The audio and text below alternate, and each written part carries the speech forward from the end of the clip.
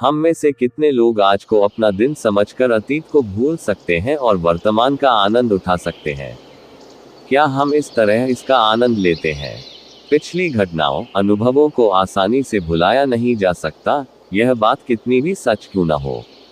यह नहीं भूलना चाहिए कि इनमें तल्लीन होना आग लगाने वाला भी हो सकता है। कभी कभी बेशक हम अपने अनुभव का उपयोग करते हैं, लेकिन हमेशा ऐसा नहीं होता है। हम अक्सर इसके बारे में सोचते भी नहीं हैं। यह सच है कि आपके जीवन की कई यादें आपको नई उम्मीद दे सकती हैं, आपको नए विचार दे सकती हैं, आपके अनुभवों में कुछ गलतियों के कारण आपको नए रास्ते दे सकती हैं। लेकिन हमें यह भी पता होना चाहिए कि हम उनमें कितना सामंजस्य रखना चाहते हैं। अपने दैनिक जीवन में हम वर्तमान में कुछ ढूंढ रहते हैं। हम अक्सर नहीं जानते कि यह खोज किस लिए है। वास्तव में सुख की खोज होनी चाहिए। बेशक जिस तरह हर किसी की खुशी की परिभाषा अलग होती है, उसी तरह अनुभवों का भी अलग होना स्वाभाविक है। हमारी खुशी हमारे अनुभव और धारणा के अनुसार परिभाषित होती है। खुशी हमारे भीतर पैदा होती है। यह आपके विचारों, व्यवहारों और प्रथाओं पर कैसे, कितना और कब बनती है, यह निर्भर करता है। अक्सर हम अपने भीतर के विचारों में ऐसे फंस जाते हैं जैसे हमें इसका पता ही न हो। जरूरी नहीं कि हमारे दिमाग में विचारों की कोई विशिष्ट दिशा, गति या विषय हो। दिन में हमारे मन में जितने भी विचार आते हैं, अगर हम उन्हें इस तरह से देखें तो हमारे दिमाग में भी वह नहीं टिकते। इस सोच में हमारे लिए वर्तमान की वास्तविकता हमें अवगत होना जरूरी है। लेकिन हमारा अंतर्ज्ञान, जो अतीत की यादों से खेल रहा है, भविष्य की चिंता करने की भी आदत है। आज मेरे लिए इस भावना और दृष्टिकोण के माध्यम से अपने विचारों, व्यवहारों और दृष्टिकोणों से अवगत होना महत्वपूर्ण है। अक्सर आपके साथ ऐसा नहीं होता है। आज के सुखों का आनंद लेने के बजाय हम कल की सभी नकारात्मकता, जैसे अभाव, चिंता और उत्पीड़न से चिपके रहते हैं। हम कभी खुद से ऐसा ठोस सवाल क्यों पूछते हैं? क्या पूछे जाने पर भी आपको सकारात्मक उत्तर मिलते हैं?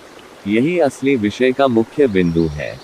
हमारे दैनिक जीवन में हमारे विचारों, वर्तनों और व्यवहारों में लगातार समस्याएं आती रहती हैं। हम अपने भाग्य को दोष देने लगते हैं। जब भाग्य को दोष दिया जाता है, तो हमारी कुंडली में ग्रहों के दोषों से संबंधित चर्चा शुरू होती है। इसको लेकर मन में तरह तरह की शंकाएं आने लगती हैं। कुंडली को विज्ञान मानने में कोई बुराई नहीं है, लेकिन कुछ लोग इसके इतने आदी होते हैं कि उनके हर विचार, व्यवहार और लेन देन के लिए उनकी कुंडली दिखा दी जाती है। कुछ लोग यह भी तय करते हैं कि कुंडली में ग्रहों की स्थिति के अनुसार घर की दहलीज को कब पार करना है, किस समय, किस दिन, कौन सा कार्य करना है, कब तक पूरा करना है, उस समय किस रंग के कपड़े पहनना है, किस समस्या का सामना करना है। कई चीजों को प्राथमिकता माना जाता है, कार्रवाई में लाया जाता है। कोई व्यक्ति ऐसे विचारों पर कैसे जा सकता है? दरअसल यह एक अहम मुद्दा है। इससे आत्मविश्वास खत्म हो जाता है और व्यक्ति को इसकी भनक तक नहीं लगती।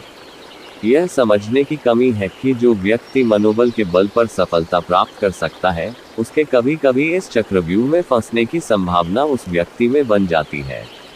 यह समझ की कमी है कि जो व्यक्ति मनोबल के बल पर सफलता प्राप्त कर सकता है, वह कभी कभी इस चक्रव्यूह में फंसने की संभावना बन जाती है। समय के साथ ऐसा होने की संभावना है। ऐसे कई लोग होंगे जो एक विज्ञान के रूप में कुंडली का गहन अध्ययन करते हैं, जो सभी के संपर्क में आ सकते हैं। कोई भी ज्योतिष पत्रिका को देखकर ही अपने अतीत को स्पष्ट रूप से बता सकता है, वर्तमान से जुड़ी समस्याएं खुद ही बता देता है। लेकिन भविष्य में कई लोग ऐसे अनुभवों के बारे में बात करते हैं जो ठीक से नहीं बताया जा सकता है। मनोज शुरू में एक महानगरीय शिक्षण संस्थान के कार्यालय में क्लर्क के रूप में शामिल हुए। 22 साल के सम्मानजनक पदोन्नति के बाद वह सोचने लगे।